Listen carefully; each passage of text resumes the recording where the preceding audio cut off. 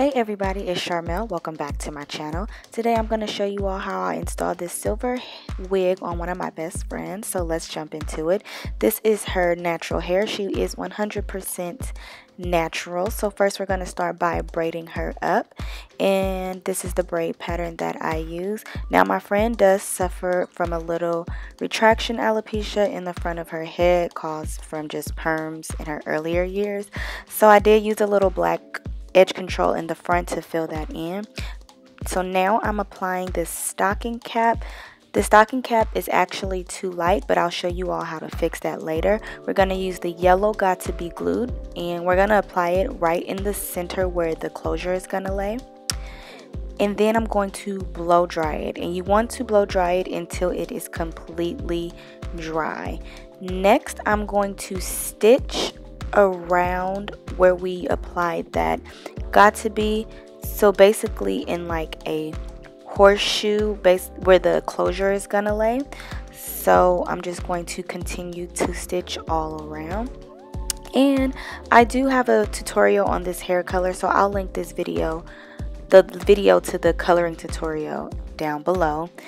The wig is made of about 2.5 bundles in a closure. We were originally going to cut it into a bob, and at the last minute she decided she wanted to keep the length.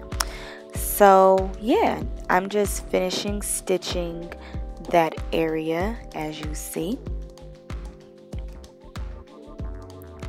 And then I'm going to cut this excess stocking. Since she's wearing a wig, we really don't need all of this stocking, and because it's a closure wig, we really don't need all this stocking.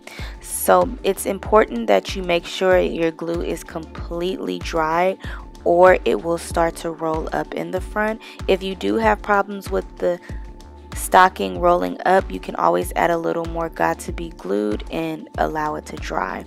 And once you're done, it should look something like this. And I'm going to start by just putting the wig onto her head and just seeing how we want it to fit, seeing how we want this closure to lay and where we want our parting to go.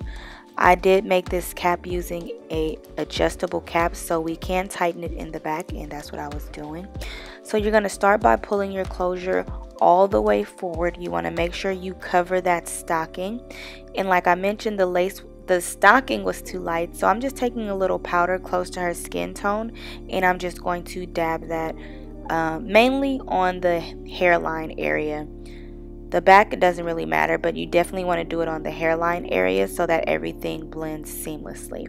So now I'm taking some more got to be glue, and I'm going to dry it with a blow dryer on low heat until it becomes tacky.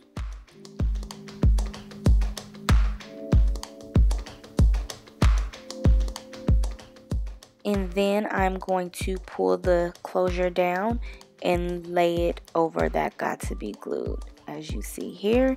And you can always take like a rat tail comb and just go in and gently press just to make sure that the lace is sticking. And you can also use a blow dryer to help make it stick and make sure that it's completely dry. So I'm going to start by sectioning off the slightest little bit of the front of the closure, and I'm going to stitch. So the way I install my wigs, they're meant to be installed for up to 2 to 4 weeks. So I'm going to start by going in between that parting and stitching along my anchor braid. So first I like to stitch up towards the part, and then I'm going to come back down and stitch down, and that just allows for a little more security. And once you stitch back down, it's also going to do the tension method to make sure that your lace is laid completely flat.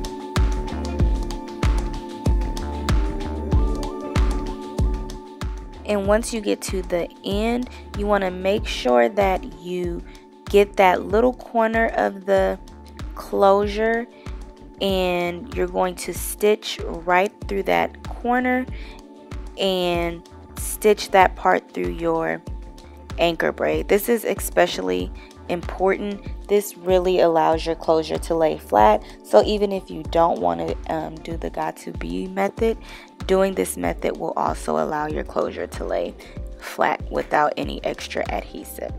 And as you can see, this is what it looks like.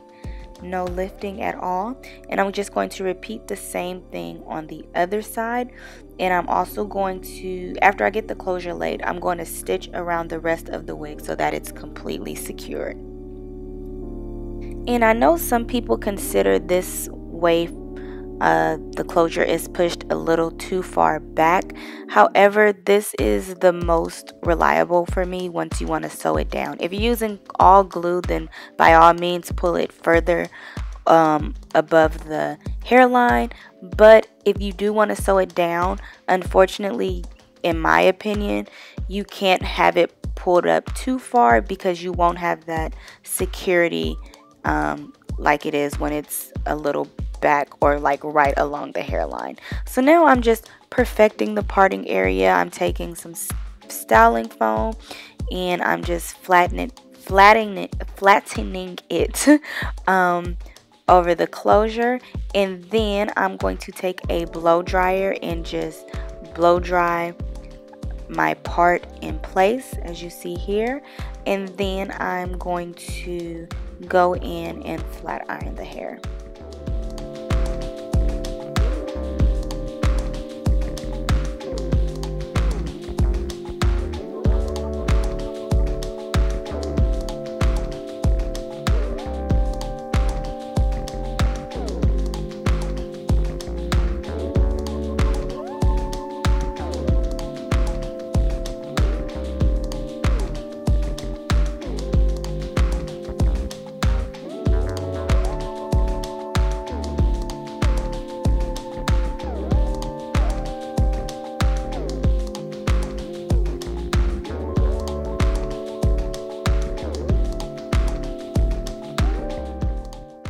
And as I get towards the top where the closure is, I also go in with just a curling iron and just flatten it out even more, just to make sure that the closure is laid completely flat.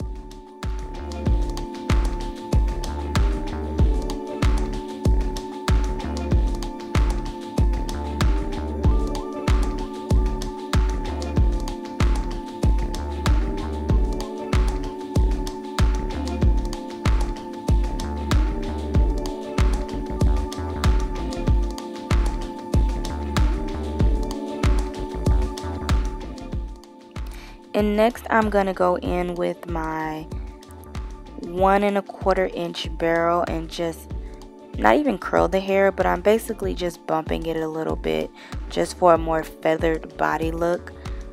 Like I said, we were originally supposed to do a bob and then we didn't do the bob, so it was a little thin for me, how I personally like to wear my wigs, so I was just adding a few bumps just to make it look a little fuller.